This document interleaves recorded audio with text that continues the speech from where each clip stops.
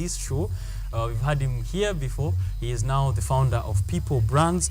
We're going to be speaking brand development, brand promotion, and a bit of customer conversion. So how do you position yourself on a global level, but also how do you develop your brand to ensure that it is sticking and it is always in the minds of your customers, so that, of course, all the brand development that you do, all the brand promotion that you do, the aim, of course, is to do customer conversion, profits, as we always insist here on Biashara Tuesday. So don't go too far. I am coming back with Mr. Munene Githira here on Biashara Tuesday, an exclusive conversation unlike any other. Don't go far.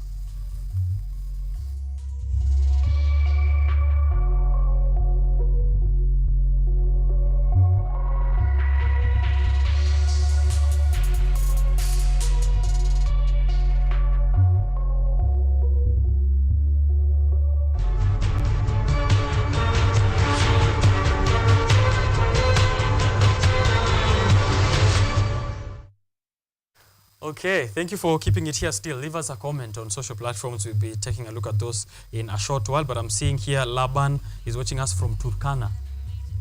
Our signal is all the way in Turkana and Lodwar, and Anasema is watching us from a police camp. I'm hoping you're not arrested. You're a police officer. So Laban, please clarify if you're watching from a police cell in Turkana or you're a police officer watching from a police camp. Thank you for tuning in to the show. Now, let me reintroduce the man of the moment here to us, Munene Githira. Welcome back to the show. Thank you for creating time out of your schedule to have us this discussion. Thank you. How have you been? I've been well. It's been a long way. Yes. Yes. How is the new year coming up for you?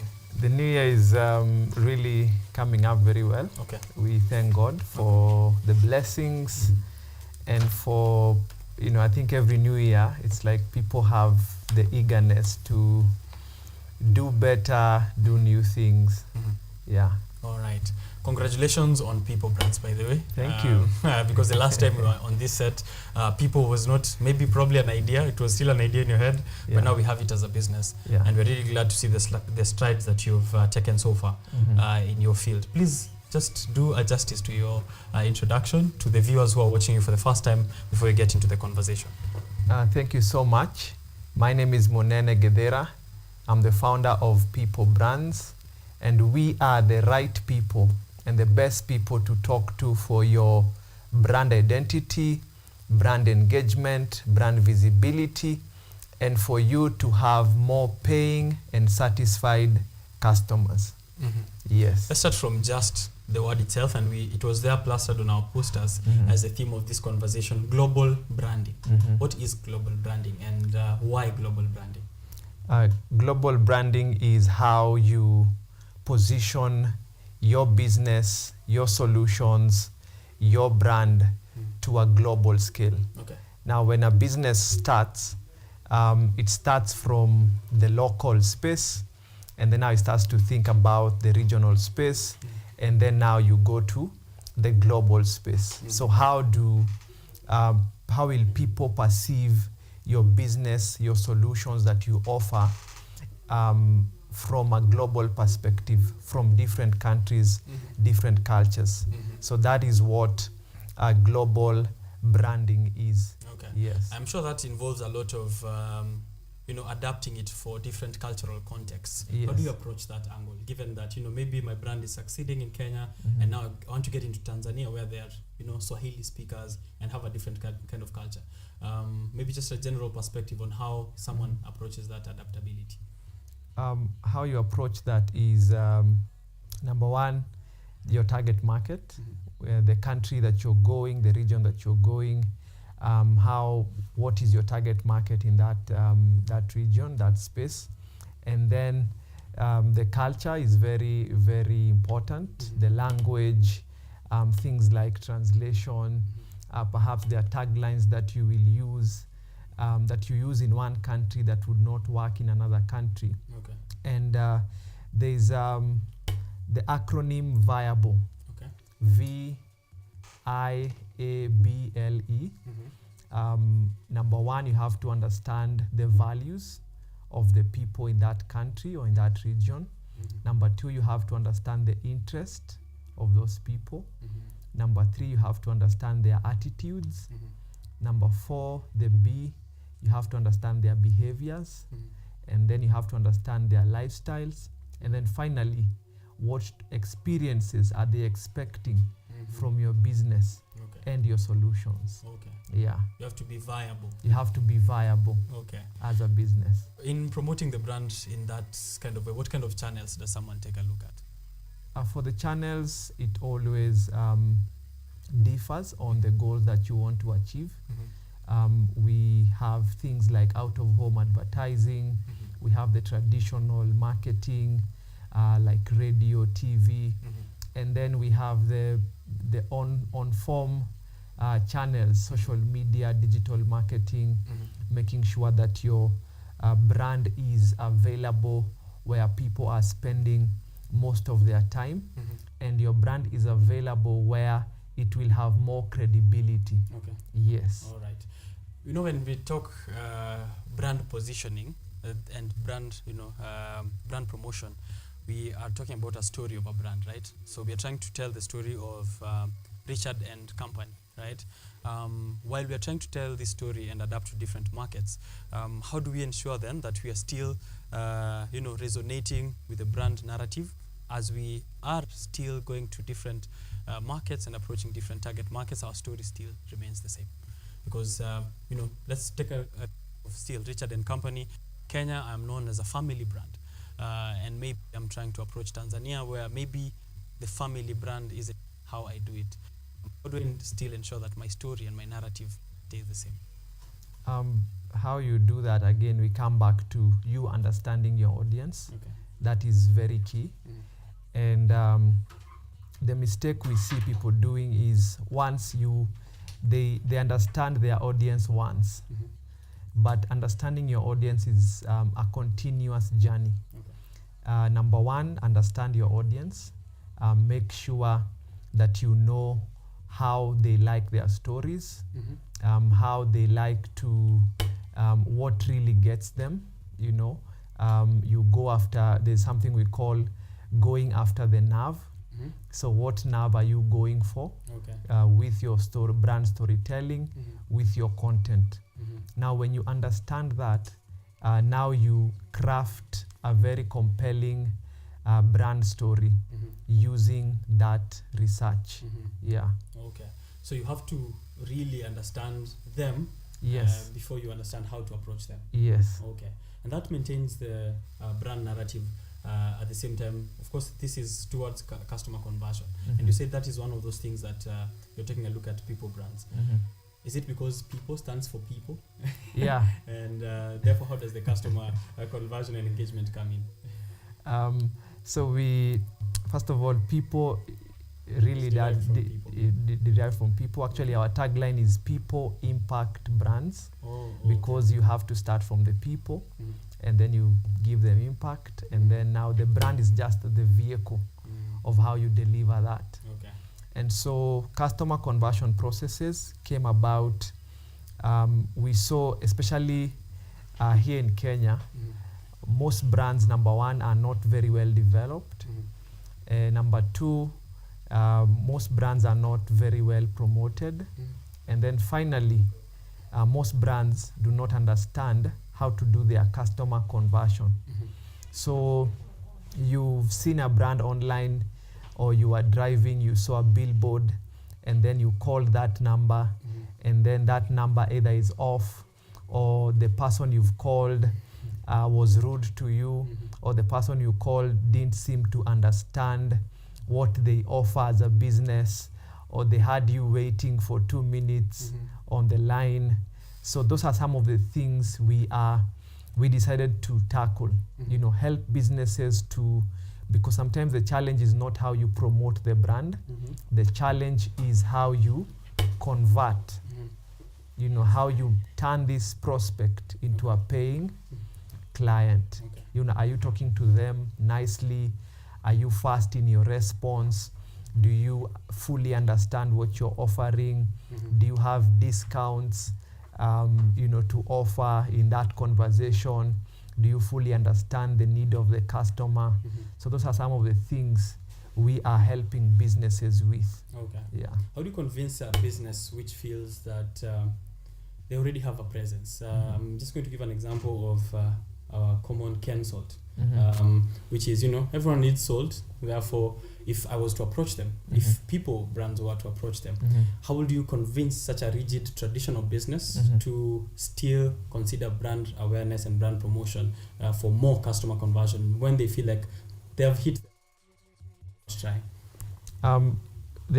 We have what we call psychographic needs for individuals and for businesses. For businesses, some of the psychographic needs, number one is improving your net profits. Number two is improving your sales volume. We have things like cutting down your cost, and so on. And so for a company like KenSalt, these are some of the things you bring on the table. You tell them, 10 years ago, you had 80% market share. In 2024, you have 30-40% market share because of the other players who have come in. And number one, they might have a better solution than you. They might have better packaging, branding, messaging than you. And so this is a good time for you to really re-establish your authority through a better identity, a better image, better messaging, being on the right channels, and then making sure that your customer conversion processes also are improved. So that is how you bring that conversation. You hit their nerve, which that's is the nerve that you're looking for. That's the nerve that you're looking for. So what are their psychographic needs? Yeah. Psychographic needs. That's quite a good time. I think I'll just write it down real quick. Let's speak digital maturity. Is that something that is also a conversation in trying to convey, of course, a brand across markets? What kind of digital tools do you get to use then for global brand positioning? Thank you for that question. Digital maturity, digital transformation in the age that we are in is not an option for businesses. It's almost like a must. Actually, in the next 4-5 years, if you're not using digital tools, then you'll find yourself in a very tough situation as a business. Some of the tools you want to use, and also in the wake of AI, we have AI tools that help you to respond to messages on social media. Those are your chatbots. You have AI tools that help you to measure and do data analysis on how your website is performing, the kind of traffic you're having on social media. You have AI tools that are helping you to do your copyright, helping you to do your designs, helping you to generate leads on your website. And so these are some of the tools we can take advantage of as businesses. Of course, the most important one is tools for CRM, customer relationship management. These are tools that they help you to segment your customers, cold leads, hot leads, warm leads, who is most likely to buy when. So these are some of the tools we need to be using as businesses. All right. How do you ensure then a smooth transition? As you said, in the next 4 or 5 years, if you're not using any digital tools, your brand is probably going to be overshadowed by brands which are trying to become digitally mature. How do you help a brand then that is rigid, maybe a traditional brand, if I can use that term, to have a smooth transition to the digital era? Number one, for the business owners, the brand owners, they need to upskill. They need to have knowledge. Even if you're not the one executing, you need to have that knowledge, so that now, even when you call a consultant like Monene, you have an understanding of what Monene will come to say, and you will have be in a better position to have a conversation with that consultant. So that's number one. Upskill the current knowledge you have. Number two, work with consultants, hire a team that is, very good with digital transformation. Let them set you up, and from there you can decide to take it up by yourself, or you can decide to continue engaging that consultant or those experts. All right. Yeah. In brand promotion efforts, what kind of metrics are the most important to you as a consultant, and what are the ones you think maybe someone who's watching should be having consideration on? Number one is lead generation. Okay. Number one, yani pale juu kabisa. Lead generation. Yes. So how do you do your lead generation as a brand? These days, when you're, especially for micro and small businesses, when they're doing their promotion, their lead generation goes straight into their WhatsApp business numbers. Okay. So you find that you have a promotion on social media, for example, you've used something like 10,000 shillings to do that promotion, and then you have 100 people coming to your, clicking that WhatsApp business number. So that is the most important metric, those 100 people. And then from there, now using those conversion tactics we mentioned, you're able perhaps to convert 20. So out of 100 generated leads, you had 20 conversions. And so you look at what that means in terms of business sense. Okay. So if, for example, if it's a tour and travel company and you are offering packages to Mombasa, each package was 50,000 and you converted 20, so I think that's 1 million. So that is what that promotion brought. Okay. Yeah. After number one metric. The second one is engagement. Very key. How people engage with your brand. Are they commenting? Are they sharing? Are they mentioning you on social media?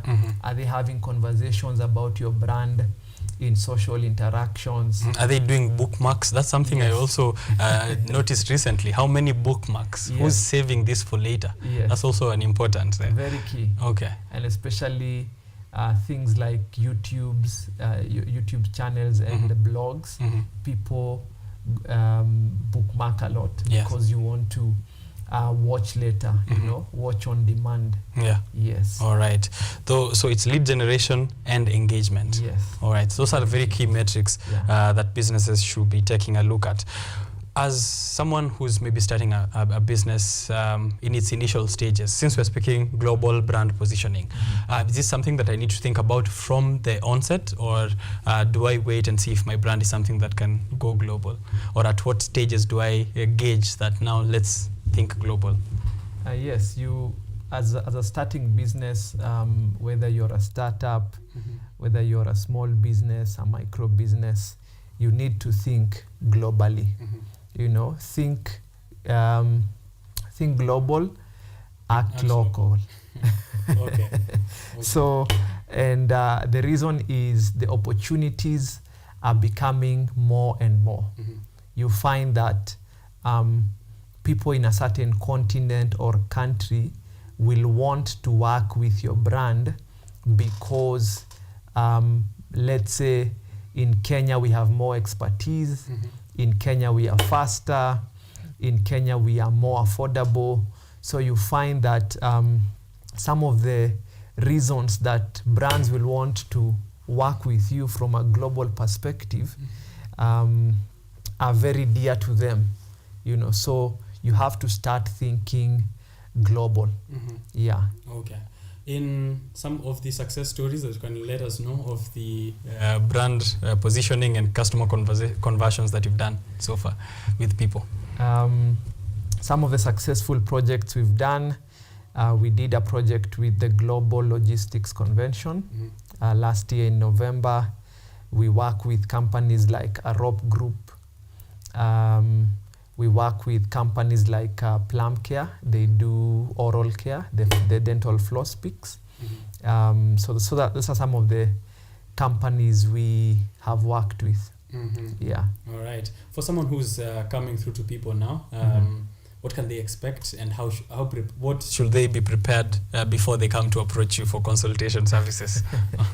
I think we'll have to say that we love people. That is number one. People are at the center of what we do. And then the impact that they want to have is also very key to us. So we listen to them, we get to understand their vision, we get to understand their solutions, where they'd like to be, how they'd like to change the lives of people. And then now from there we craft a strategy that will help them to really bring out a brand that is very solution oriented. Yes. Okay. Where can they find people? Our website is www.peoplebrands.com, and then across all social media platforms, and I mean all, Facebook, X, LinkedIn, Instagram, YouTube, Google Business Profile, yes, TikTok. You're all in there. People Brands, just People Brands, PIPO Brands. Okay. Yeah. People Brands, of course, taking a look at how brands can position themselves to convert people into becoming successful customers. Is there a human touch in all of this as well? In trying to, what role do what role do people in human resource play in this global brand positioning? The role we play in the HR is employee branding. Okay.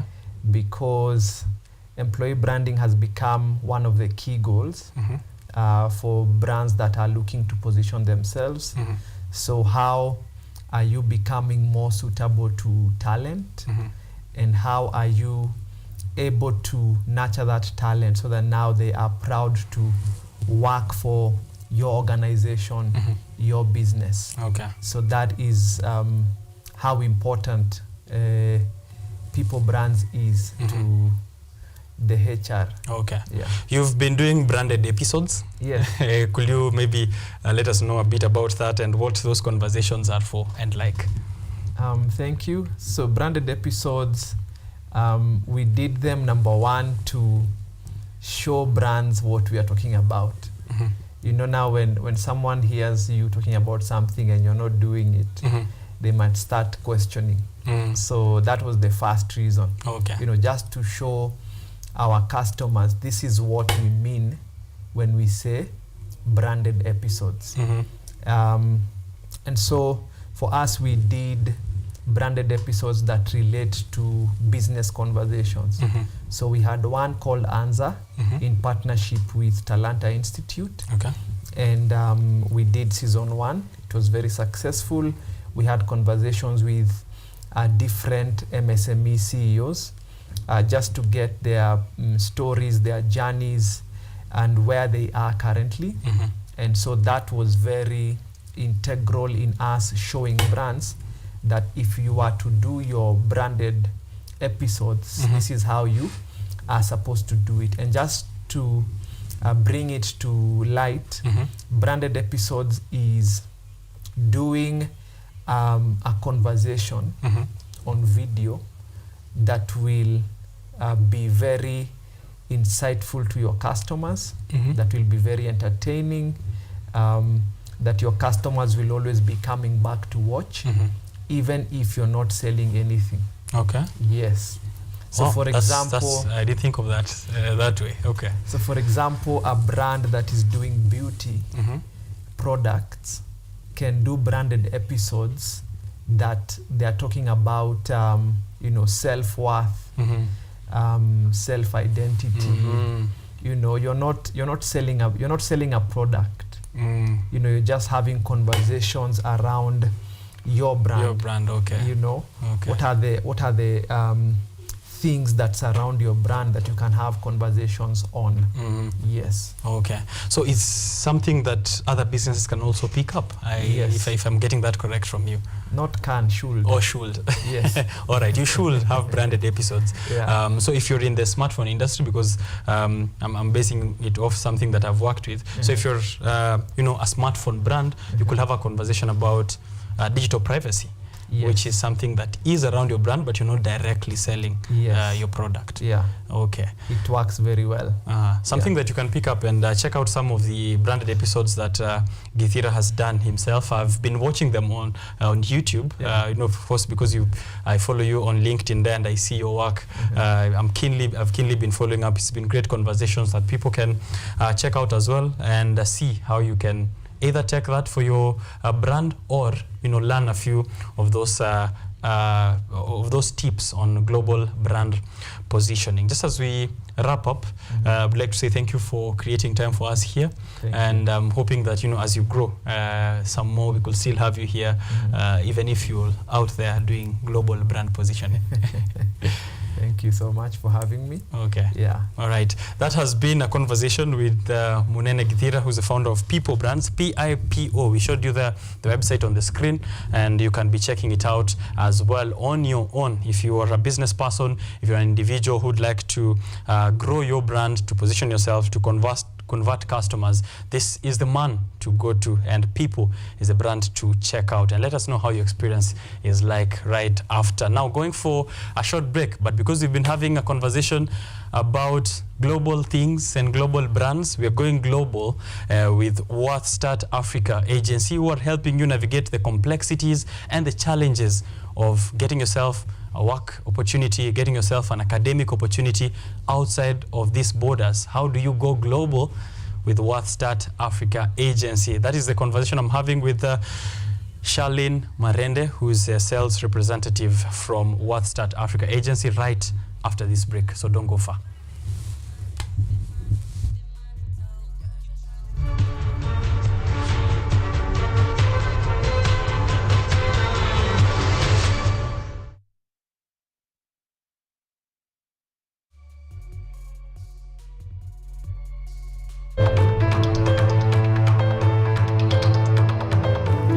Listen to me. Dad would never leave us, so just relax. I have an idea. Why don't you just rest for a while now?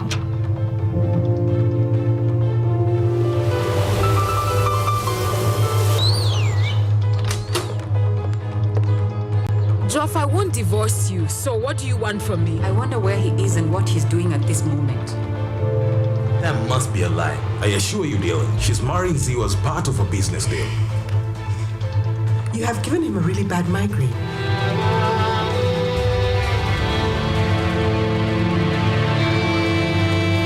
Is that you, Chantal? Hey, Nambi, don't tell me you're with him again.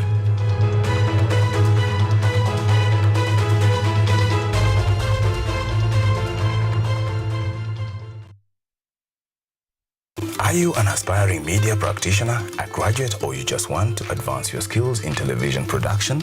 Then welcome to Kenyatta University, where education meets innovation. KUTV, the premier university television station in Kenya, is now offering short courses in TV studio, field technical operations, and video editing. Through these courses, you will acquire hands-on skills on camera operations, media production, lighting techniques, audiovisual editing, and sound and visual control, and how to operate key equipment in modern TV control room. Enroll today at KUTV and discover your full potential in cutting-edge TV broadcasting. Graduates of these courses will receive professional certificates. For more information, visit our offices at KUTV Studios or call us on 020-870-4252 or 020-870-4255 or SMS us on 0739-110-544. KUTV, a new experience.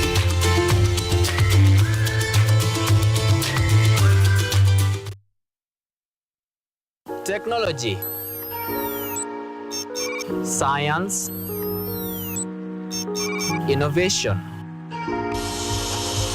ICT and research. These are the ingredients upon which the solutions to the 21st century problems are founded. In a world that is rapidly changing, it's all hands on deck to ensure a balance in all fields of life.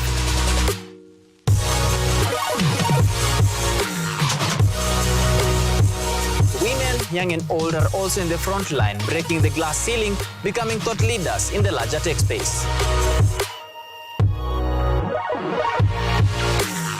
Not forgetting other societies marginalized. And when the tech Avengers come together, we inch closer to a much safer, efficient, and sustainable world. What we view as a norm in today's advanced world was just an idea, and for nostalgic reasons, we trace back to the iconic days to bring you the retro tech. On Tech Innovation Show, we encapsulate all the pillars of the fourth industrial revolution, decoded in a language, all for one for all. Every Monday at 8:30 as we push the mantra, keep learning something new each and every day. Only on KUTV, a new experience.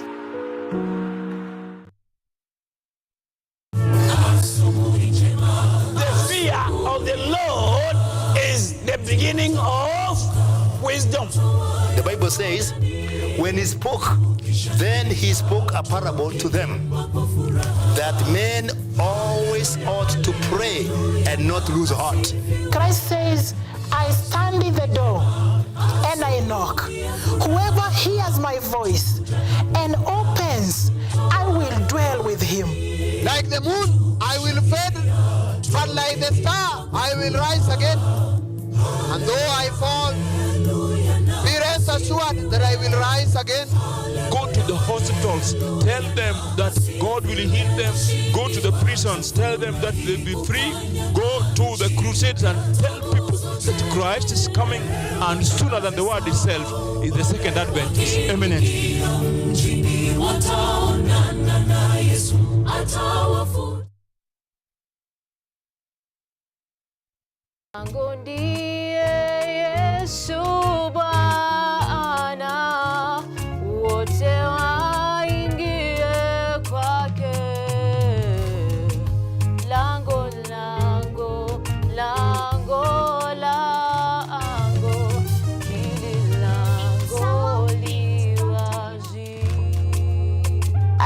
Here for your sake. Now, today we are going to talk about the beginning of a fall. But not just a fall, it is a fall never to recover. If you spend your time sleeping, na tumesema while you are drunk, your senses are sleeping. Bwana Yesu asifiwe. How are you doing today? I'm well in the Lord. I hope you are well in the Lord. First of all, I'd like to thank our Father in heaven. They say broken things can't be fixed, right? But that's a lie. Genesis chapter 3 verses 8. That evening they heard the Lord God walking in the garden, and they hid from him among the trees. But the Lord God called to the man, where are you? For God so loved the world that he gave his only begotten Son, that whomever believes in him should not perish but have everlasting life. Catch me right here only on KUTV every single Sunday.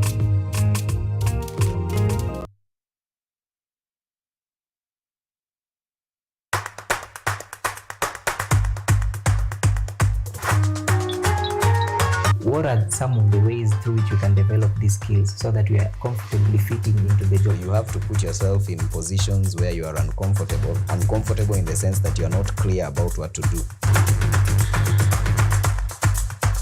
Because I used to work a corporate job before. So when I left, I happened to visit someone's farm around this area. So this project is called Security Breach Detector and Furnace Familiarize. It is meant to be used to detect, detonate explosive. We'll tackle all the tough issues, discuss all the weird moments, and hopefully share a few laughs along the way.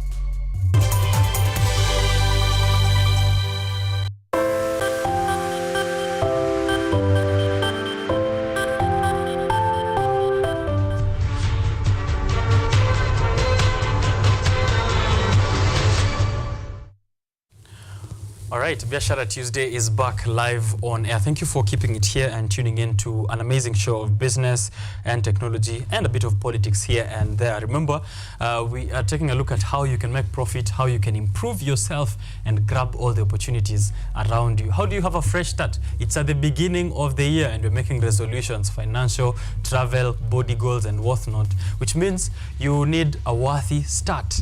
And have someone apt for you here this morning, and they are from WorthStart. Let me tell you where to check out as we start this conversation. Type out worthstartafrica.com, worthstartafrica.com. Worth like worthy and start kuanza africa.com. That's how you begin your journey to unlock limitless possibilities with WorthStart. I'm speaking to their sales representative, Charlene Marende. She's joining me here on set to let us know what you can benefit from the WorthStart Africa agency. So dust up your passports, documents, and all of that information that you need. Photocopy your IDs, get a passport photo, be ready because these opportunities are taking you outside of these borders of the Republic of Kenya. But before I preempt, let me welcome her to the show and let her introduce herself in the best way possible. Alafu, we can get into the conversation. Thank you. Right. My name is Charlene Marende from WorthStart Africa Limited. I am the sales representative. Okay. Please let us know of the, I know I have already said the opportunities are outside of these borders, and there's a lot of possibilities once someone gets outside. What does WorthStart help someone do in regards to these opportunities I've mentioned? Well, at WorthStart, we have job opportunities. We have both skilled and unskilled job opportunities, and also we help people to go to Canada to study. Okay. Yeah. Is it just Canada or other countries as well? It's Canada, Australia, UK, and Germany. Okay. Yes. Looking at your the statistics I'm seeing here on the site, which is 200 plus visas processed just this year, 1,000 plus happy clients. This is a lot of people that you've helped, of course, get opportunities and study abroad as well. How does this process work like? Well, first of all, when you come to us, we are going to ask you for requirements.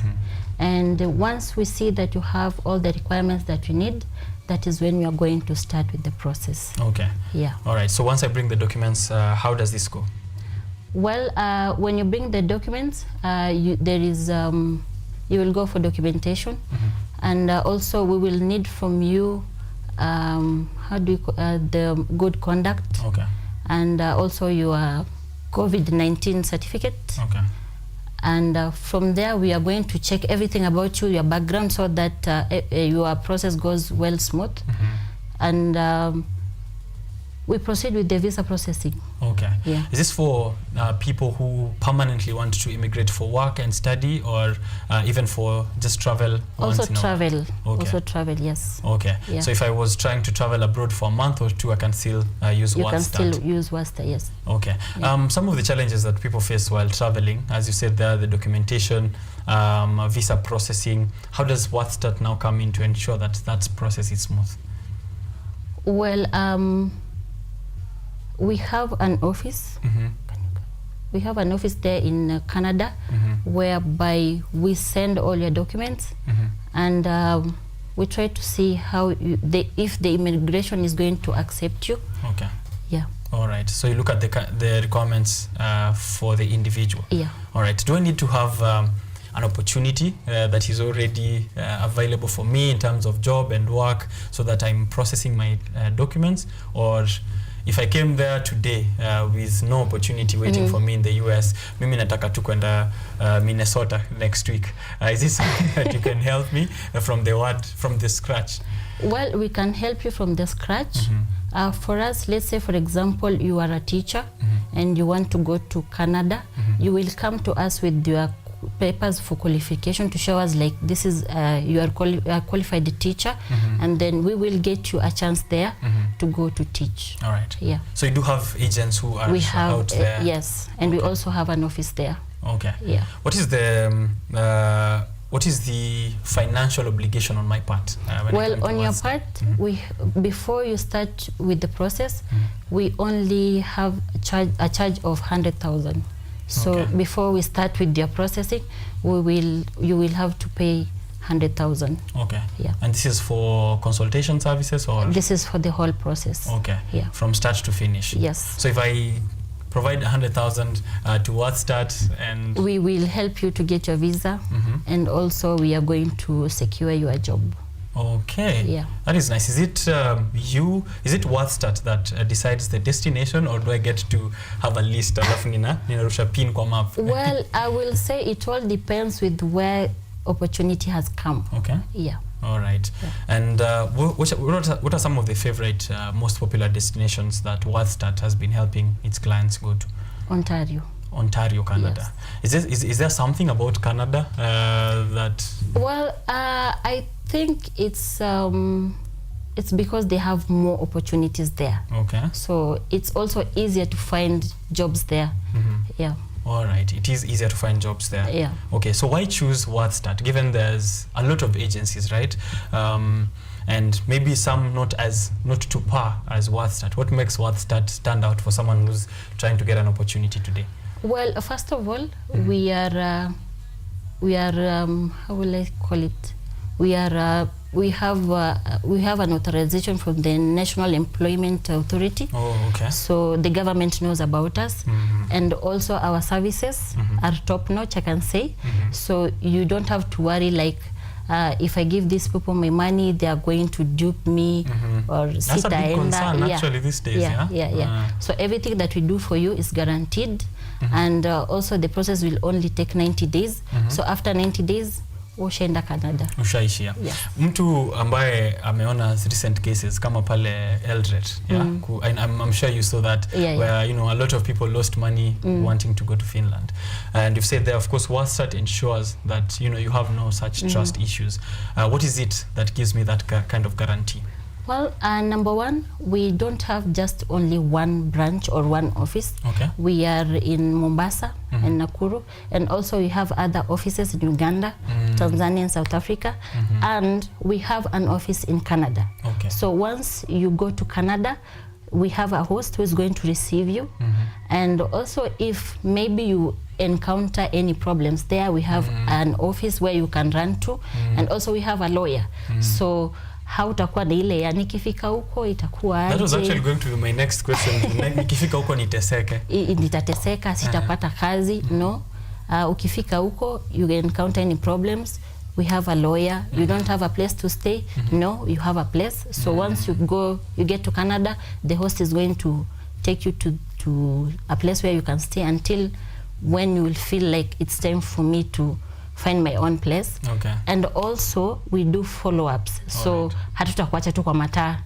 Utakuwa na sisi, not unless we mwenyewe ndo decide I don't need you people. Nifike nipige mitini. Yeah. Kama nimewasahau. Yeah. Okay. Yeah. But that won't be a worthy start, will it? No. Because WorthStart is trying to help you have a worthy start. And I've just picked up from your response there that you're also in other countries, not just in Kenya. Yeah. Okay, so you are helping... we are helping people all over Africa. Yes. Okay. Yeah. Why do you think it's important that at this point we also try and take a look at opportunities outside of this country? Well, I can say, as from my own experience and from what I'm seeing, a lot of the youth, they don't have a job. Kupata kazi imekuwa shida. Sana. So we have an opportunity. So why not? Okay. Yeah. All right. Yeah.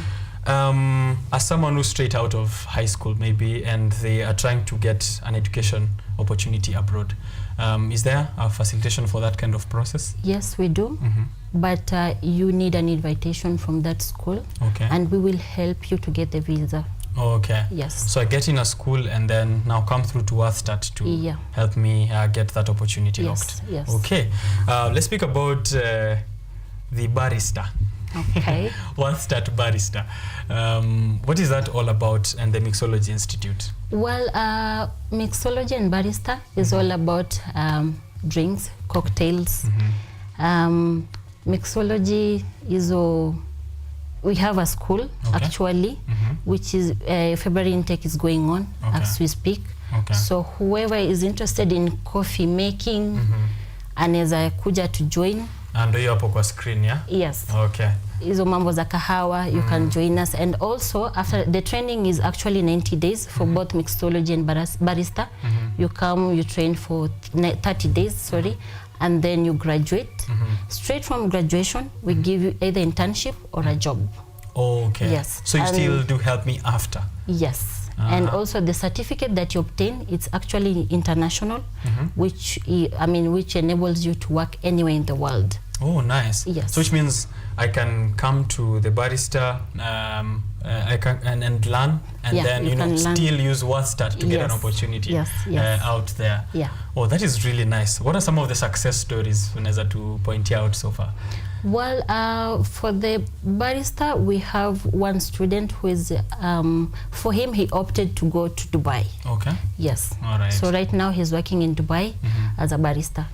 Yeah. Oh, very nice. So anyone who wants to enroll, please do register. And is it on WordStart Africa website as well? Yes, it is on WordStart website.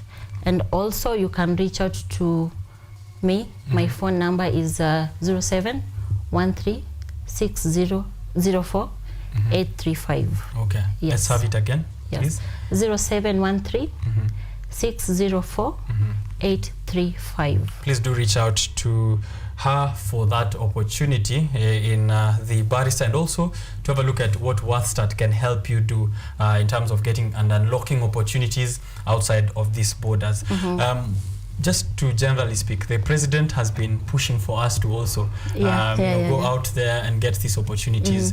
Do you think this will be helping also in, maybe people getting opportunities and skills and coming back to invest? Yes. Okay, so as we all know, hakuna jobs. Jobs ni ngumu kupata, and the president has said kuna jobs huko nje. So what I would advise the young people, especially the youth, alafu pia watu wenye wametoka shule, let's say watu wenye wametoka KU hivi, and then you don't have a job, you can just reach out to us at WordStart. We are located at Loiter Street, Pension Towers, 2nd floor. You can just come to us with your papers and tutakusaidia. Okay. Yes. Mtu kama mimi ambaye nataka kwenda kutangaza habari Canada. Also, we can get you something. Yes. Yeah? I'm pretty sure there are good TV stations over there that you can help me. I hope my employer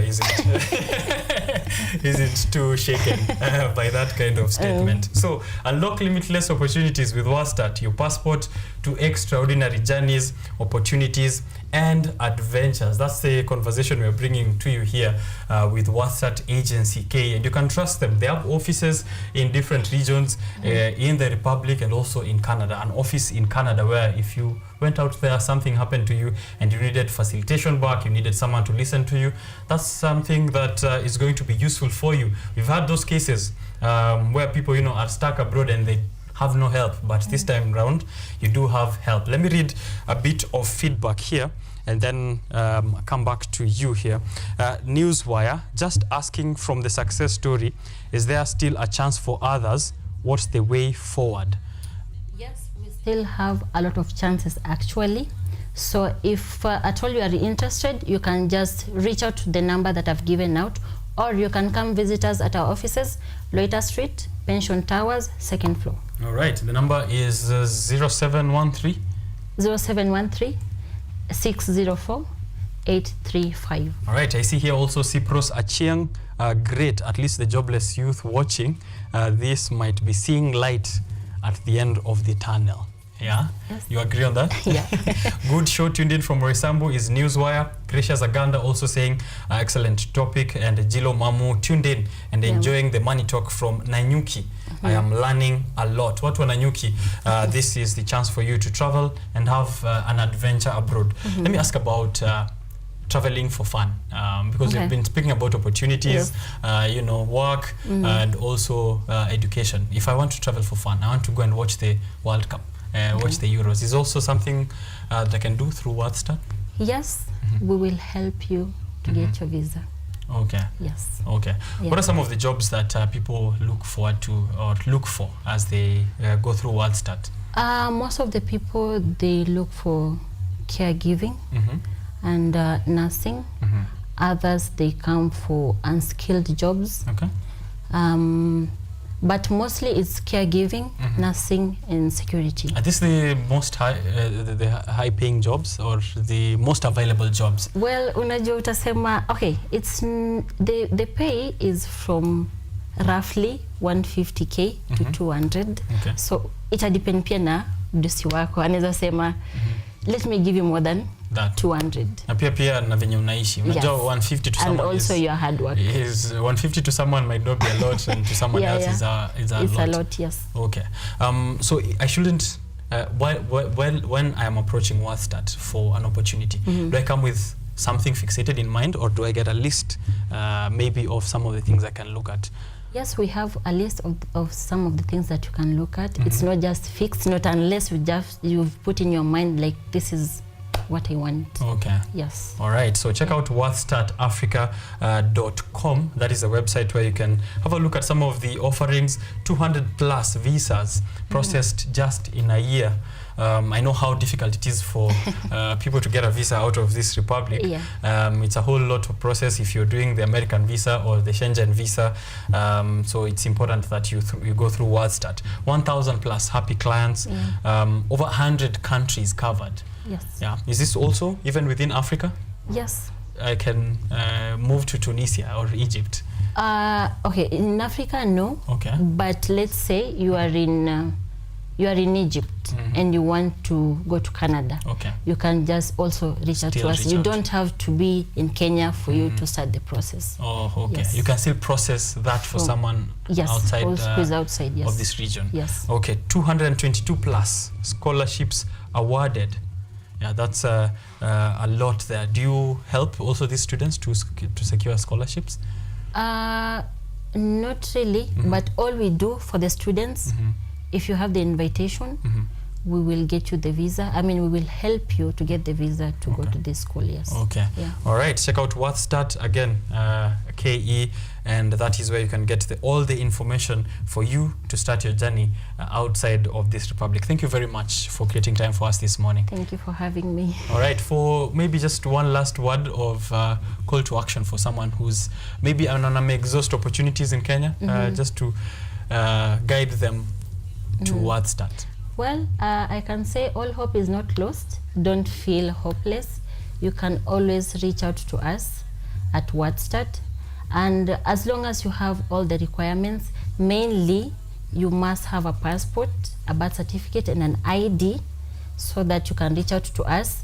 And then we will see how we are going to help each other. But usikae huko mtaani ati hauna job, ati Kenya ina job, ati unaogopa kwenda majuu sijui nini. Come reach out to us, let us help each other. All right. Yes. Thank you very much for this conversation. Thank you for having me. All right. Send any questions that you have. We will be in touch with WorthStart Africa, and of course hoping to have them here over and over again to delve into some of these opportunities, break down the process. Ukifika pale unafaa kufanya nini, unafaa usifanye nini, you know. I'm sure because you have this wealth of experience, there are some of these incidences napata watu wakiwa abroad. How do you behave? How do you still, you know, respect the laws of another country? And those are some of the conversation I'm hoping that can also bring through here on the show. Thank you so much. Going for that break, I'll be right back. We are taking a look at the papers again from a global conversation. We are still putting a local perspective on it. The headlines, what is happening there? Dennis Omondi is walking all the way to the studio as I speak. So get yourself a daily of your choice. The Business Daily, the Standard, the Daily Nation, the People KE, the East African Standard. Let me know what the headlines are saying, and then we'll be back to break it down. A lot of conversation happening. The judiciary versus the executive, and also our diplomatic row with Tanzania. How is that going? Don't go too far. I'll be back.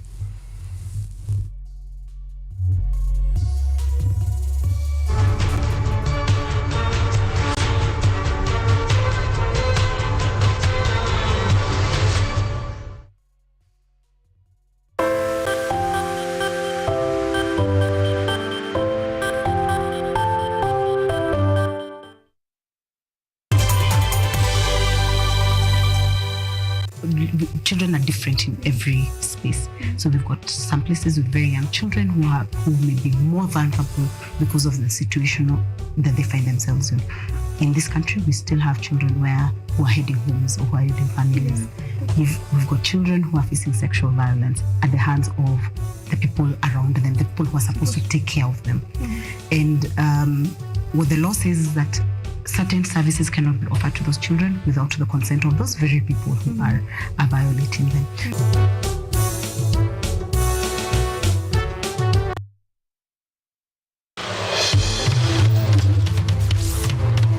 Tunachimba hadi mizizi kukuletea yanayojiri. So mimi naomba tu serikali yetu ya Mungu ibarikiwe na Mungu iweze kuteremsha bei ya mafuta yanayokukumba. Tuna maizi, tunakutetea sisiri. Kwa kweli ni speciali tukikupambia makala ya mwanamke mwake. Utasema hupendi mizizi ya habari. Nami Caroline Kimwe.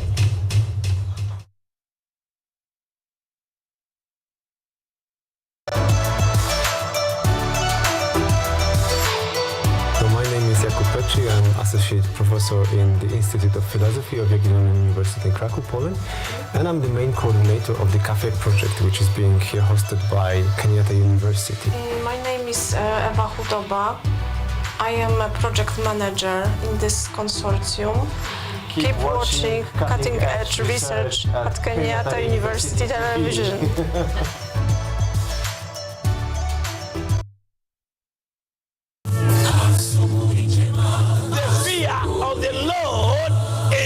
Beginning of wisdom.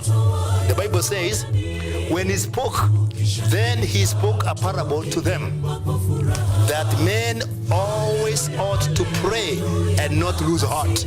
Christ says, I stand in the door and I knock. Whoever hears my voice and opens, I will dwell with him. Like the moon, I will fade, but like the star, I will rise again. And though I fall, be rest assured that I will rise again. Go to the hospitals, tell them that God will heal them. Go to the prisons, tell them that they'll be free. Go to the crusades and tell people that Christ is coming, and sooner than the word itself is the second advent is imminent.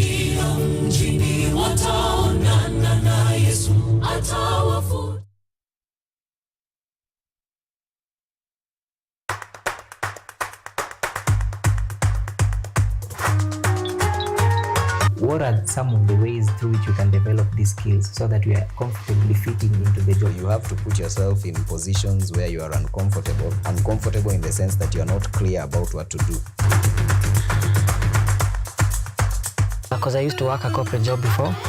So when I left, I happened to visit someone's farm around this area. So this project is called Security Breach Detector and Can Familiarize, which is meant to be used to detect, detonate explosives. We'll tackle all the tough issues, discuss all the weird moments, and hopefully share a few laughs along the way.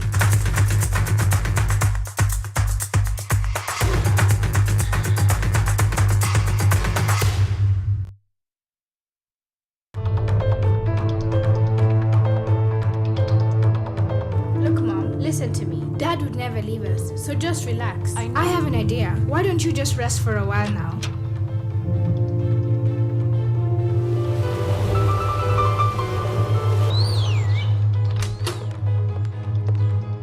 Joff, I won't divorce you, so what do you want from me? I wonder where he is and what he's doing at this moment. That must be a lie. I assure you, Dylan, she's marrying Zio as part of a business deal. You have given him a really bad migraine.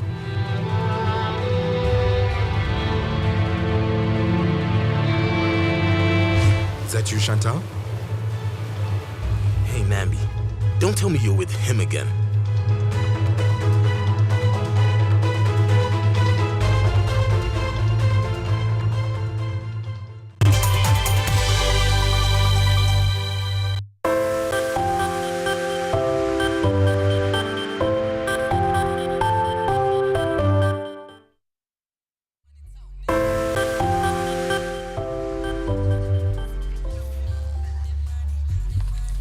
Nyangi Waweru. Nyangi Waweru is watching us from Deloitte. He is an associate at Deloitte. Anasema tuko on kama pasi ya makaa. On kama pasi ya makaa. You know how hot that is? Pasi ya makaa. Thank you for tuning in, Nyangi Waweru. He calls himself False 9 on Twitter. Abed Mugambi, watching from Kasarani, is calling himself the Meru Billionaire. Meru Billionaire, we have a story for you here from Meru on the Daily Nation. But thank you so much for tuning in from the areas of Kasarani. I see also watching from inside Kenyatta University, Nana Muigai is a former schoolmate of mine, enjoying the show here this morning. Thank you so much. Shege Manu, Emmanuel Chege, who came off air to discuss AFCON, also still following through with the show, and amefurahia sana kukua hapa na bado anafurahia kutizama. Moses Oeri, just liking our tweets, leaving no comment. Moses Oeri, please leave a comment down there. Tell us where you're watching from. This Biashara Tuesday, it's been a fun time so far. We are at 9:14 in the morning. There's still a couple of tens of minutes to go. We are heading out to the newspaper review section. So far, we've just discussed AFCON, and I'm waiting to see your predictions. Who are your favorites? The Nigerian team, the Black Stars, the Ghana Black Stars and the Nigerian Super Eagles are not doing so well so far since the beginning of the tournament on Saturday. Tanzania are expected to play tomorrow, so tutaangalia if they get their repercussions there from Morocco, the quarter-finalist of the World Cup. But do let me know what your predictions are like. Just off air, a few minutes ago, was a sales representative from WorthStart Africa. It's an agency to help you get opportunities for work, travel, and so much more abroad. If you need that, get your passport ready, dust up your documents, and search for them, worthstartafrica.com, and get yourself your way out of here for all those opportunities. Now, let's get into the dailies. I'm going to get Deno to join me here on set to angalia what is happening on the papers. Alafu tuchambue, we see what that affects in terms of business for the coming few days. So don't go far. I'm back with you in a moment.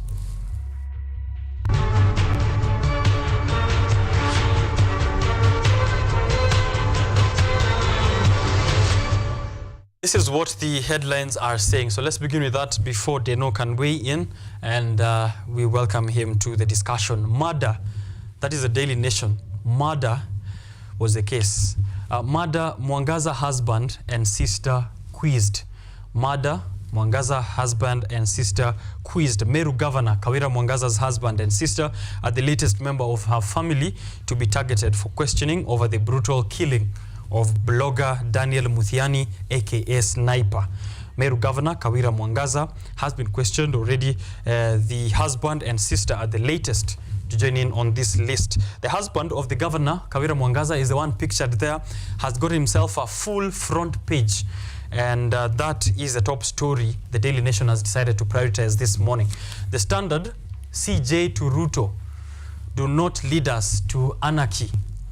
Chief Justice Martha Koome has warned the president and his allies that undermining the judiciary is an assault to democracy and will only take the country down the path of chaos and lawlessness. That is a CJ pictured there, CJ Martha Koome. But the biggest picture on the front of the Standard is a Form 1 student who's being escorted to school by a guardian, who I am going to assume is the mother, with the necessary items there, with a boda rider. Quite a conversation we're going to have also there on Form 1s who've reported to school as of yesterday. The Business Daily, the headline, how German firm bribed KRA officials to win a software tender. Here we see that the Kenya Revenue Authority officials received bribes to award a software contract to German headquartered multi-millionaire multinational SAPSE. Court documents are showing here, and it was published by the US Justice Department's Criminal Division, which shows that this company located in Zimbabwe offered bribes to KRA officials to help win a tender in 2015. The headlines on the Business Daily, it's corruption. On the Standard, it is anarchy, and on the Daily Nation, it's murder. Wow. What a combination. Dennis Omondi. I'm telling you, yesterday, it looks like the newsrooms were really busy. Yeah? Because journalists have had a lot to work with. Right. Look, just judging from the headlines and the stories we've seen so far. Also, I'm guessing there was a lot of debates happening with the editorial team on what to prioritize, given how diverse the headlines are like here. Exactly, because we have not even gotten into the papers. We are not even sure what we are going to meet inside. Inside there. So that's the mystery of this morning's dailies, but Happy New Year, first of all. Happy New Year. Welcome back to the show. Happy New Year. We are 16 days into the year. I mean, who's going to stop us? We can still say New Year. Yeah, actually, Happy New Year, man. It's nice seeing you this year. I'm very excited to see you. you. And being on your set for the very first time. Yes, this year. I'm actually very excited to have you here. And as I said, unusually happy to see you because I think it's the first time I've seen you this year. Yeah. And I'm seeing you on a very important discussion, right? Yeah. Let's get into it. If you were the editor once more, which of these headlines have won this morning? Today, looking at the headlines, I'd go with the standard. Okay. CJ to Ruto, where she says, do not lead us to anarchy. Okay. Because once again, you know, we chose to go with the democracy. And when you are dealing with democracy, then it is obvious that you also have to uphold the rule of law. Okay. Sometimes I feel like the problems we find ourselves in can be blamed on us. But then at the... By us, do you mean citizens or yes, nation at large? I think, for example, when we elect these leaders, you know, I'm quite disturbed that some of these leaders are lawyers. Look at our politicians. A majority of them are lawyers, and you'd expect that they know how important the rule of law is. Yes. But then when you see lawyers cheering the president on when this is going on, and then only the lawyers in the opposition trying to fight back, I mean, we know where the truth is, but we bend it based on where we find ourselves in. If they were not in government and they were in opposition, all of them would be speaking and making all the noise right now. Okay. So I think when it comes to upholding the rule of law, what is going on is going to make even Kenyans not believe in the judiciary. Right. Because you will be like, if I go to court and I don't win, then the judge must have seen my opponent, you know, outside the courthouse. And so you're echoing the same sentiments that Nick Mwadime Mwangi had to say here last week on Tuesday, saying that, you know, eventually that means if I am a chicken thief and I'm caught, it means, or I'm accused of being a thief, it means I will not get justice, or I will not trust in the process of justice because, you know, the president said so. I voted in the president. He said doesn't have faith in the judiciary. Therefore, why should I? Because he's representing me. And just to still go back to the headlines, I will have to agree on you, with you on what the Standard has as the headline, which is CJ to Ruto, do not lead us to anarchy. And this is based off of what the other papers have also prioritized, which points out to a situation of anarchy or a possibility of anarchy. Because, Richard, look at the court cases. How many times the government goes to court and how many times the government is taken to court. The government is dealing with so many people, including contractors, people who have been given tenders by the government, then there is delays in payment, or maybe they have not you know, upheld the agreements that you had. So imagine you are a judge and you are deciding on a case involving the government. This definitely sends some chills down your spine. And does it mean that the government now wants to win all the cases, even the ones where they are clearly on the wrong side? Right. So the president, I think he has to tone down. And then one thing that I really find disturbing with this whole thing is that the president and his political allies are using public rallies to attack the judiciary when the judges don't have a similar space. The judges cannot go to a rally to and say... issue a press conference. Yes, and issue a press conference. So it means that this is a one-sided war. The president is going to win because the people, and I think that's the intention, the people will see that the courts are bad. But then the judges will not have a similar venue to... I'm wondering why the president thinks that the judiciary is against him, given, you know, some of these cases, it's not like they are always meditating about them. So if we are speaking about the finance bill of 2023, if we are speaking about affordable housing, a case which is presented before a court of law, once the court deliberates on this matter, this judge doesn't go home thinking about, let me mess up the president big time. This is one of the many cases that are presented before a judge. So this is case number 1 is affordable housing. I'm done with affordable housing. Case number 2, there's a murder happening somewhere. My thoughts are on the murder, right? And it feels like the president is trying to use the constitution against these officers of the judiciary. He says that there are people who are trying to use the articles within the constitution to either go around what is the rule of law or go around what the government is supposed to do. Who are the custodians of the law? Is it the executive or is it the judiciary? I think I was reading a very interesting comment yesterday when somebody was saying the only independent arm of government right now is the executive. It's the one enjoying full independence. Yeah. And if that is the case, then maybe we can say now executive is the custodian of that law, but essentially it should be all of us, because the constitution gives us the power. The sovereignty belongs to the people of Kenya. It is our collective role. But lately it hasn't been feeling like it. It hasn't been feeling like it. But then there is also something. I don't know what the president is doing about his own attorney general, because that's the chief legal advisor to the government. Who should be responding to such matters. Yes, President Uhuru Kenyatta had an AG who lost several cases, including the BBI. And in fact, that's almost like the legacy he left, losing a case after another, one after another. And he lost all the way to BBI. But then not to say that the president is totally wrong on this one. Okay. If you look at Justice Said Chitembwe's case, then we have an example that indeed some judges are just bad news for our... And the CJ did agree. The CJ actually in her presser did agree that there are some bad apples within the judiciary. But probably, again, as we said, this is not the right way to address it. Okay. Exactly. And then looking at the JSC and the composition of JSC, I was looking at people standing behind the CJ yesterday as she made that statement. And I was seeing Attorney General Muturi, the former Speaker of the National Assembly, a man who wanted to be president, shared this ambition to support President William Ruto. And they are close buddies. These people are very close. They've worked together I saw former Bomet Governor Isaac Ruto in the same picture, and I was like, I think this statement has just been done because it had to be done, but we know. So are you saying... I'm not speculating. You're not speculating. Makes my next question tricky then. Yes. Let me see how to circumnavigate it.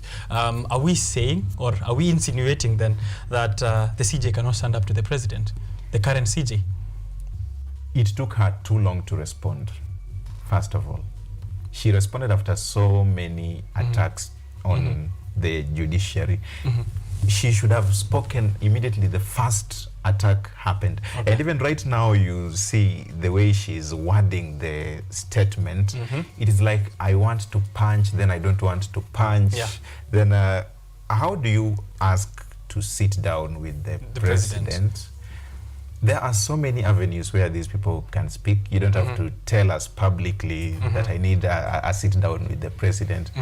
This is somebody you can call on phone. Yeah, I'm sure if she wanted to be there, the president can even clear part of his diary to talk to her. To the president of the Supreme Court. Yes, because this is a very important thing. Now, bringing themselves under the president and just acting so nice. I understand President William Ruto, President Uhuru Kenyatta, ex-president, that is, had a difficult time with the judiciary, and then we had budgets were cut, and I think CJ Kome is maybe trying to guard against such things happening, because Maraga really had a hard time being the president. We have turned into a country of conversations. Yes. We are basically a Biashara Tuesday as a whole nation. The opposition wants to have a discussion with the government. The judiciary wants to have a discussion with the government. The legislature has already had their discussion with the government. It's a hand check, and therefore they've been on the same side so far. Even from the statement from the CJ, is that, you know, she was pointing out Parliament and the executive, who she said are, you know, meeting a heavy hammer on the judiciary. Is talks what we need, since you know, it is now late? CJ is issuing a statement that is, you know, doesn't pack any weight in there. What can we do to reform the judiciary system? I think for me, if you have any insights. For me, when I hear talks, I usually know we don't have a solution here. I think it's our go-to solution when we don't have a solution. Our solution when you don't have a solution. Yeah, when you don't have a solution, because we talk and nothing comes out of the talks, really. I mean, BBI just, not BBI, National Dialogue Committee just had their talks coming to an end. They have a report. Now I'm told what we are expecting next is the implementation of that. We were going there to solve the high cost of living. And now we are. It did not address it in its report. But we are moving on with the implementation. What are we implementing? Right. Yes. What are we implementing? I asked that question when I was starting the show. I asked people to let me know if they see any implementation of what the NDC decided. Yeah, because if we're going to talk, I think it is always used to buy time. I mean, we had talks between the government and the opposition starting in around March or April. And they took us throughout the year up to November. It bought the government time to continue doing the things they were doing without the noise from the opposition. And it gave the opposition some time and talking points for their expectant supporters, who, to be honest, they really don't have something to tell. They are struggling. It's just keep them busy, keep them talking until we get to another election cycle. I think talks, when I hear the word talks, there is no solution. Nothing fruitful. Yeah, so those are the conversations happening, and they remind me of what I introduced this show with, which is an analogy to a story called The Wisdom of the Crowds. It is a situation where people are arguing about the weight of a cow, and, you know, they didn't have a scale, so it's we are averaging the guesses, and then to divide to say that's the weight of the cow. They argued so much, they tried to cheat so much, the cow was standing there, they forgot to feed it, and it died. Think about who the cow is in this situation of the talks happening all over the country. Let's move to the nation so that we can take a look at another story which involves justice, or justice not served so far. Mystery death. Governor's brother is also being held by detectives alongside 8 other suspects, and this is happening in Meru County, where Governor Kawira Mwangaza's husband and the sister are the latest member of her family to be targeted for this brutal killing of blogger Daniel Muthiani, aka Sniper. And me and you both being people who operate within this space of media, I think this is it's a story of major concern for us as storytellers, as reporters, as people who are journalists within the Republic, reporting on various issues and trying to keep our government in check. Seeing such a situation where an independent blogger, and we've seen situations in the past where, you know, if I can generalize it, this government of Kenya Kwanza wasn't so warm in, you know, welcoming journalists in their spaces from the campaign period to even after. We know the issues that former President Uhuru Kenyatta had with journalists, and we're seeing this still the case with new age media. This is a blogger doing an independent story, and which means as we move to a digital era where we have independence given to individuals, citizen reporting, mobile journalism, we might not see accountability of such government institutions. Yeah, and when you look at such, first of all, I think with this story, whenever whoever is reporting on it must first of all take into account that there is a family somewhere that is grieving. Yes.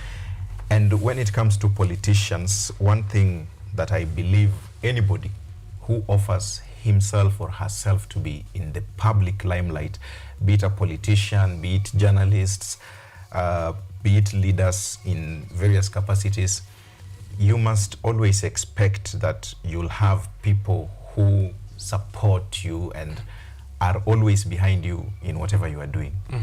Then in the same vein, you must always have people who are against you. And that is good, because at times they keep you in check. You don't have to have people who are always singing praises for you every other time. You need these people who, when you get into a ditch, they can pull you out. And I think that is what people who oppose these leaders do. When it comes to this particular case, it is one which I really find very difficult to talk on or speak on because of the narratives around it already. We have two narratives, like the one I'm seeing in the is sort of trying to directly place the governor to the murder. She has denied that so far. Then there is also the fact that we all are aware of what is going on in Meru and the tussle for the top leadership. And if you ask me, I think the governor, from the two impeachments, what I managed to see there is that this is a lady who is holding the office on borrowed time. For some reason, something is coming after that seat. I don't want to speculate again. Why so soon? But the second narrative I have heard around this case is, hey, let's stop first and look at it.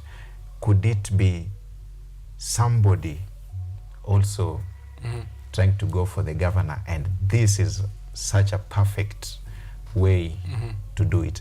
I'd really love for DCI. So they've tried twice through impeachment, and now this is the bullseye. Yeah. Okay. And if she doesn't play her cards well, this might sink her. All right. Because clearly, even if she gets acquitted, let's say the investigations are done and it is found that she's very clean, the damage has already been done. Some of the people in Meru will forever believe that she's a murderer.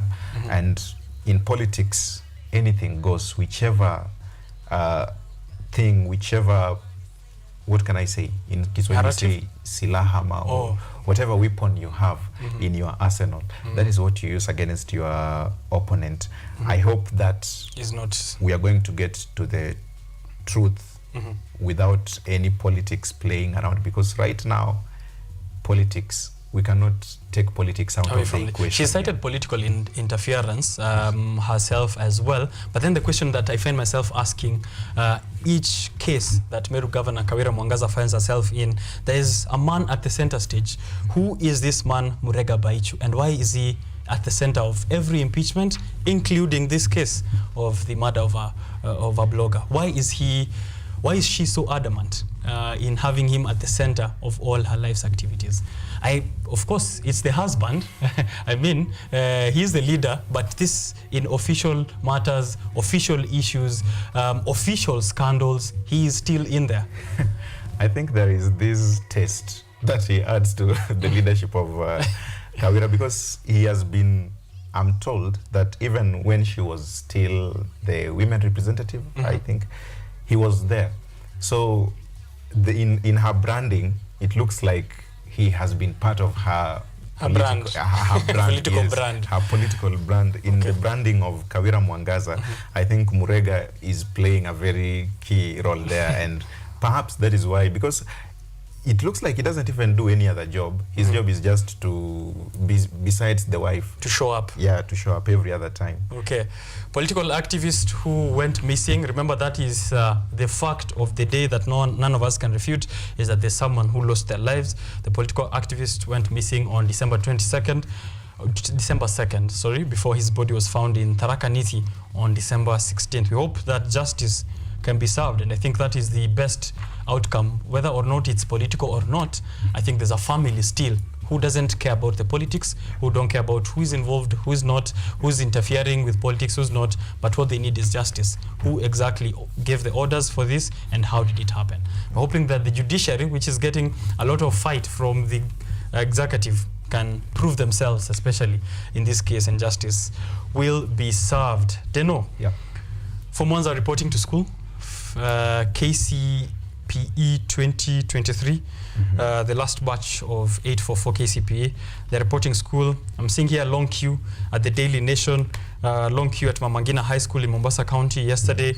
The Standard has a picture there, the front of a student, a hopeful youngin joining Form 1. The Business Daily is all business. Yes. They don't care about the business of education this morning. And actually, when you look at the Standard, we have a whole 2-page spread of pictures of how the admission process was looking like in various schools across the country. Takes me quite back. The story, wow. The story continues on page 6, and the Daily Nation has it on page 10. But there is something common. Schools are saying we have a problem. Yes. And I think some of them are problems that have existed for a very long time. But then some now also consider the admissions, because the number is a little bit higher considering this is the first cohort that is reporting. Needy students are going to school. I saw one who went to school just with the admission letter and the no box, no nothing. No nothing. I think, was it the grandmother or the mother was saying, I'm just going to talk to the principal and hear what the principal will tell me. And that is the case in so many other places. That is the hopeless case we are seeing, hopelessness we are seeing in some of these cases. And school heads are asking for more capitation from the national government, which released already a couple of billions to the school heads, but needy students are flocking this, and principals, including here I see on page 6 of the Standard, where Chafakali principal Edward Wachilonga saying they're expected a record of 384 parents who cannot afford, saying school is too expensive. Some do not have resources to take them in. Dormitories are not enough to even house some of these students. And the government has allocated 22,244 to every student enrolled in public schools. And for them, this will only cater for a small fee in accommodation and meals, and it won't do much for tuition. We have a very serious financial strain when it comes to the education sector. And when you look at some of the avenues that we use to finance school fees, you find that parents will often opt for loans, or you find banking institutions offering to sponsor some students. Some will go to their chamas and circles and get such help from there. And then we always have this one, which is very common and which has made sure some people go back to parliament every other time, which is the CDF. Which is the CDF and the bursary. The CDF bursaries. Now the problem is, this time round, we don't have them. It has not been released on time. So the students who are depending on CDF to go to school, again, schools have not received that money from the CDF. That's a very dire situation. It makes the situation even worse. Right. Schools here are receiving as many as 400 students, 380 students for Form 1, and we know that it was 100% transition, including the ones who didn't sit for their KCPE, because the Ministry of Education is allowing them to continue with secondary education until when they're in Form 3, when they can be able to sit an entrance exam just before Form 4. How that will work, I am not so sure. I actually wanted to ask the same question. You go and then you sit the exam. You resit the exam. It's a nice one. Yeah, you know, 100% transition, no matter what, even if we are incompetent with the system itself. So, record numbers in Form 1 students who are reporting to school, and the other thing that has been removed for them is NHIF. It's been pulled out of secondary schools, which means healthcare is not also an option for these Form 1 students who are joining this time round. Yeah, I think the president and this new administration, one of the things they have maintained from the Uhuru administration maybe was that 100% transition, but many of the decisions and the things that were there during the Kenyatta 2 period are being rescinded, taken back, like now the NHIF for students. But I think looking at, maybe they don't want to have roles overlapping. If they are coming up with a new health insurance policy, I think it is now the Social Health Insurance Fund, something like SHIF. that. Yeah. But I thought our kids would be the first people to take a look at when speaking matters of health. You know, the problem is so many things are being rolled out at the same time, and all of us don't seem to understand what's going on. I think we are just sitting here and waiting to see, okay, so how will this work out? The same to even the houses. We saw families already being given. I saw a family in Nakuru posing with the president in their unit. I don't know the when new affordable unit. I don't know when the rest of us will get our units, but the thing is, right now, there is so much going on at the same time, and this is how the politicians get Kenyans lost. Because when things are going on at the same time, we are all confused. Yes, we are all confused, and then we are like, okay, so whichever works. With the one that decides to fail, let it fail. Life will continue. Will it be false if I said that is the same statement that President William Ruto might be saying at this moment? With everything that's going on, we are so confused. Let everything happen as it happens. We might not be the only ones who are confused as citizens, but this government seems like also, with the rolling out of everything, implementation, the rolling back, the scandals, seems all over the place. Now, if you want to know that even themselves at times they get confused, look at the spokesperson. You will find the spokesperson of the government says something else. Take for housing, for instance, the PS kept on sweating profusely on national television. On national television, trying to explain the same thing. The CS goes on yet another TV interview, says something different. If you talk to the president and the way he explains it, he understands it in another way altogether. So I think this confusion even exists within the rank and file of the government, not only on us as citizens. Is it by design? It could be, who knows? Or by chance. We'll get to know. But I want us to go back a bit to the Daily Nation, where we have that story from our neighbors who have all the solutions, including their president, Suluhu. Tanzania blocks Kenya Airways flight in reciprocity dispute. I want to blow this up to another point which we were putting up here last week with Nick Mwadime Mwangi.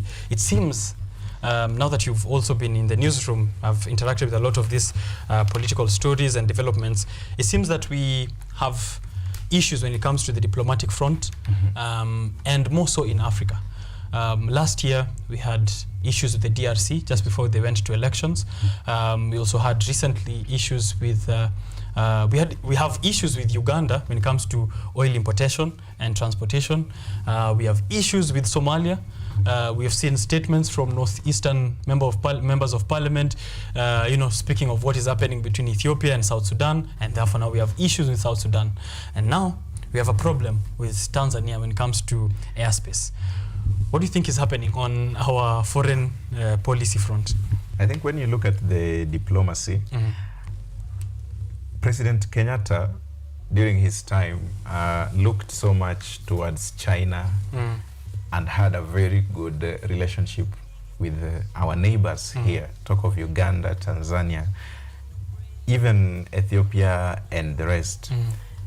And then you choose and elect President William Ruto, and he gets into office and then starts this idea of being the darling of the Western countries, and you see the shift in terms of our foreign policy. Then it looks like our neighbors in East Africa are having even difficult time to align to that. Let's say, for instance, right now Kenya is very close to, I think, signing a deal with EU, a 27-member bloc, where now our products will be going directly. And then Uganda sits just by our side here and wonders, so what are they going, so what are they doing now? With Europe. Yeah, because we've not signed anything anything with those people. Remember, no matter how much we want to go and make friends and be liked by US and UK and the rest, Uganda remains our biggest trading partner. So we must take care of them. Our neighbors. The same way with Tanzania. We cannot just take Tanzania lightly, because there are some things we get from Tanzania. I think things like onions, there are things that cross the border. That's why when you have the checks at the border and trucks are stopped for days, people are complaining all over the place. And when you just disrupt that flow of product, that supply chain, you're going to raise inflation, for instance, inland, away from the border. Right. And those are things that we have to take care of. let's take, for example, the Kenya Airways flights being cancelled. Okay. Imagine you are flying for a meeting to Dar es Salaam on the 22nd, and then for some reason your flight can't go, and you have a very serious business meeting that you have to attend.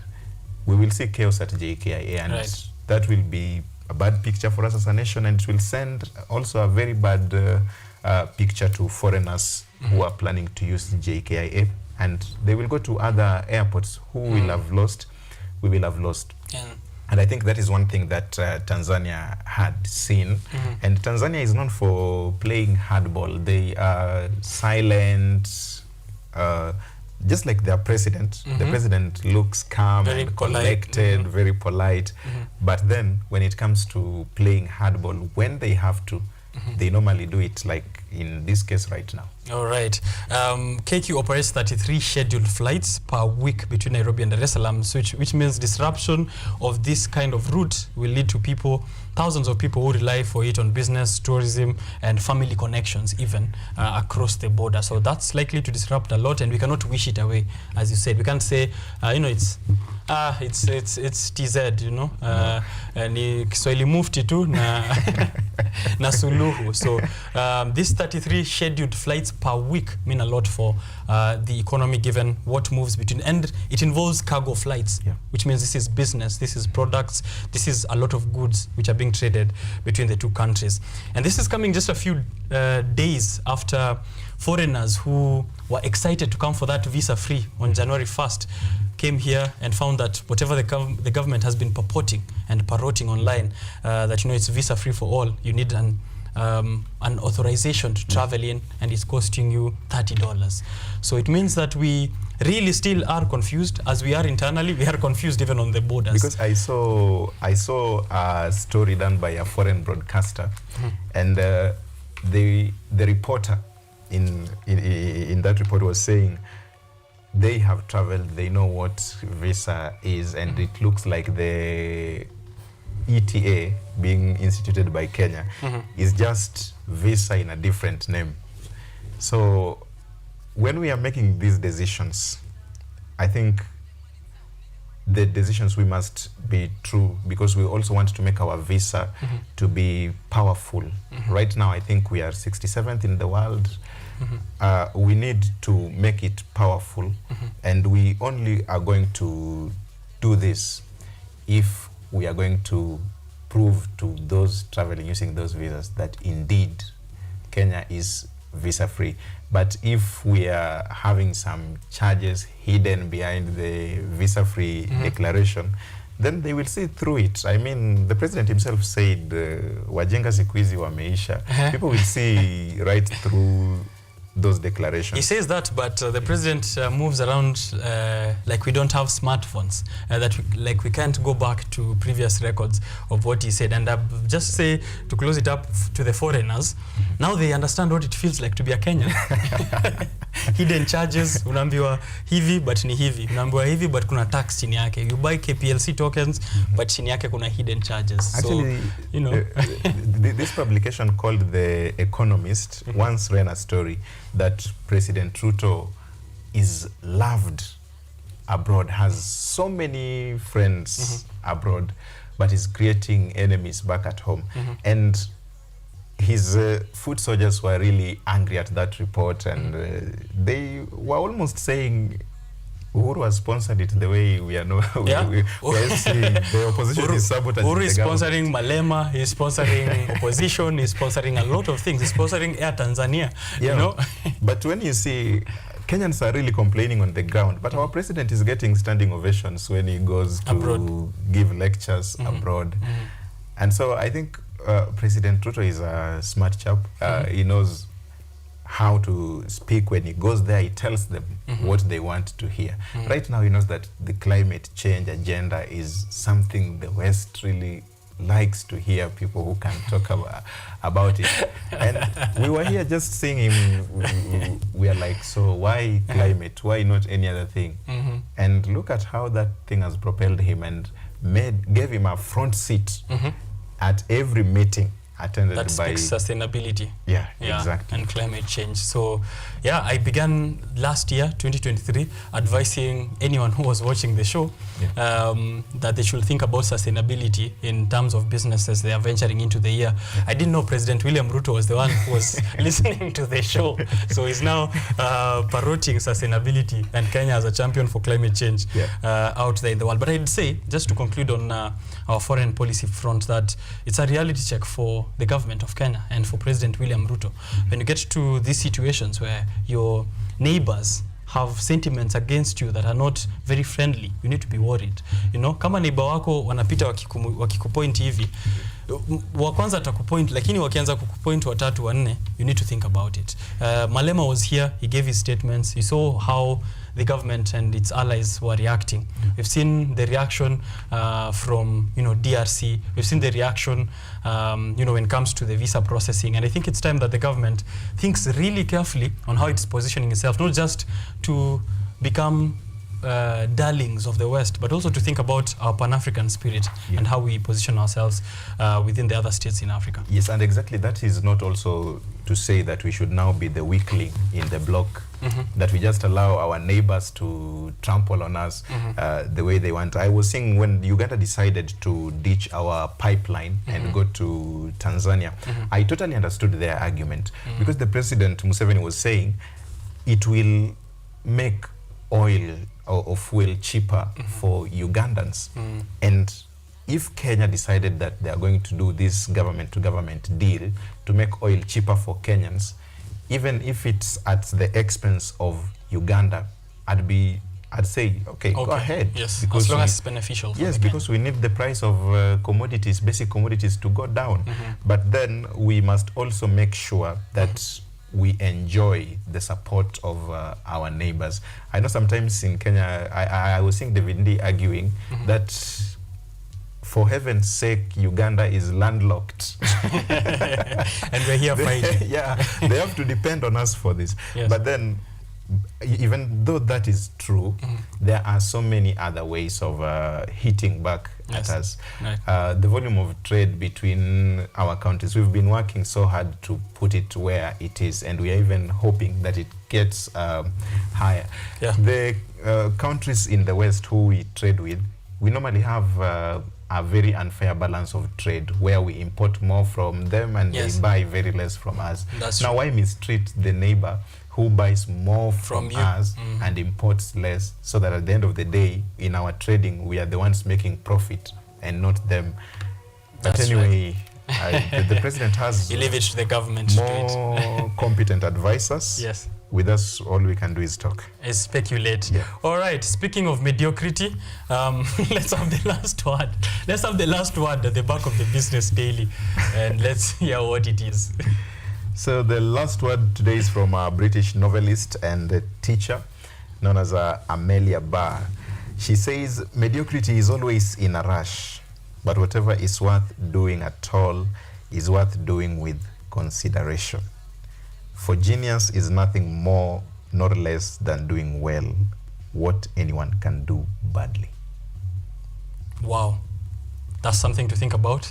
Thank you very much, Dennis Omondi. Sounds deep. For creating time. Thank Sounds very deep. Sounds very deep. Thank you for creating time and starting the year with me here. Thank you so much for having me. Yes. To look at what fellow journalists are doing. Yeah. And just also to get your audience to know what's going on in the country. Somebody told me, when you don't read newspapers and listen to news, unaweza amka upate nchi imeuzwa. Now you know. Now you know bado hatujauzwa. Yeah. Or have we?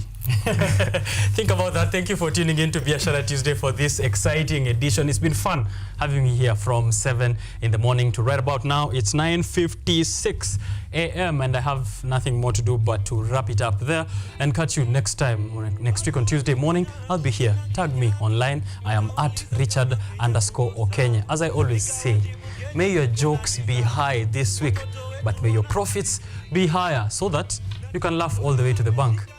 I'll see you around.